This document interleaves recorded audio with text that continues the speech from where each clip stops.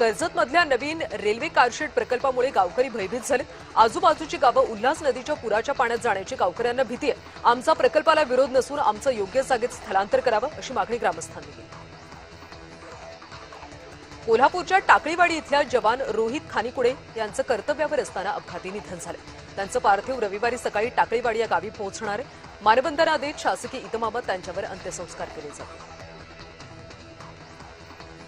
भंडाऱ्यामध्ये gas सिलेंडरचा तुटवडा निर्माण झाल्यानं नागरिक संतप्त झाले। गेल्या महिन्यामध्ये आखाती युद्धानंतर गॅस सिलेंडरचा पुरवठा पूर्वपदावर असताना आता पुन्हा तुटवडा पाहायला मिळतो। यावेळी नागरिकांनी तहसील कार्यालयावर गॅस सिलेंडर नेऊन निषेध नोंदवला।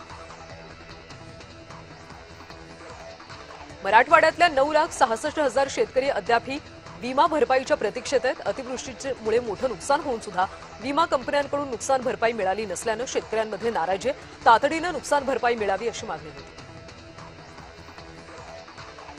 अक्षय तृतीयेनिमित्त जळगावच्या बाजारात आंब्यांची आवक वाढली असून आंबे खरेदी करण्यासाठी ग्राहकांची गर्दी होती।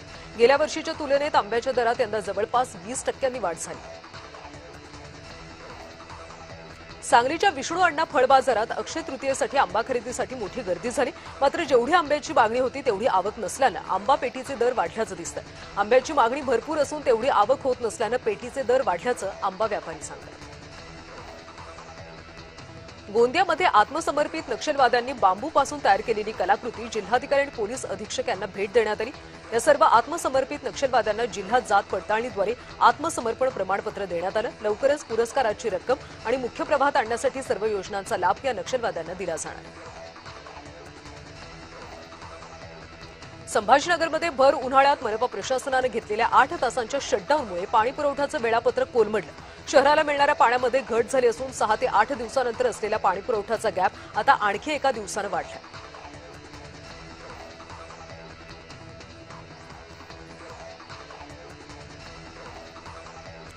औंढा ते वसमत राज्य महामार्गावरच्या शिरड शहापूर इथं वंचितनं 2 तास रास्ता रोको केला।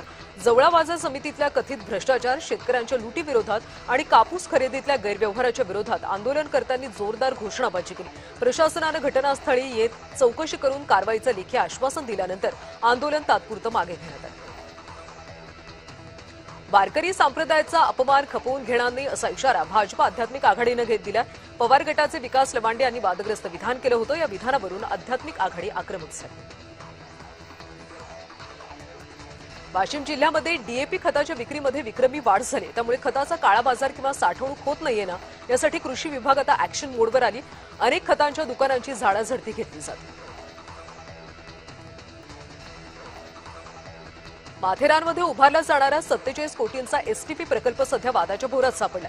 सांडपाणी प्रक्रिया करून पर्यावरण वाचवण्यासाठी हा प्रकल्प सुरू करण्यात आलेला। मात्र गेल्या 2 वर्षांपासून कामाची गती अत्यंत संथ आहे। रस्ते खोदून ठेवल्यानं नागरिक त्रस्त झाले असून अपघातांचा धोका वाढला।